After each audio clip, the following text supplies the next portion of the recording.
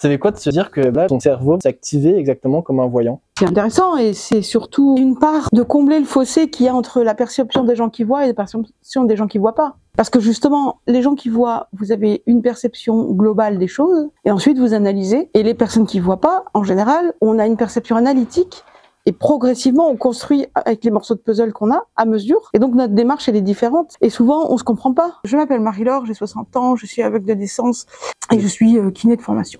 D'une part, par rapport au dispositif de Bakerita, j'ai connu un peu ce dispositif depuis 1999, d'abord avec le TVSS, puis le TDU, donc le TVSS qui était la perception d'une caméra qui était retransmise sur le dos, c'était de l'électrosensibilité. Et deuxièmement, j'ai utilisé le TDU qui était un dispositif avec un affichage de la perception de caméra qui se faisait sur le palais. Comment présenteriez-vous ce dispositif que vous avez testé aujourd'hui? Il s'agit d'une paire de lunettes avec une caméra sur l'équivalent de chaque verre de lunettes et qui transmet l'information par un fil à une ceinture qui répercute les informations reçues sous forme de perception vibratoire. C'est un dispositif qui est prometteur et qui certainement dans l'avenir pourra apporter du confort dans le déplacement et dans la compréhension de l'espace et permettre d'augmenter sa compréhension vraiment du monde visuel.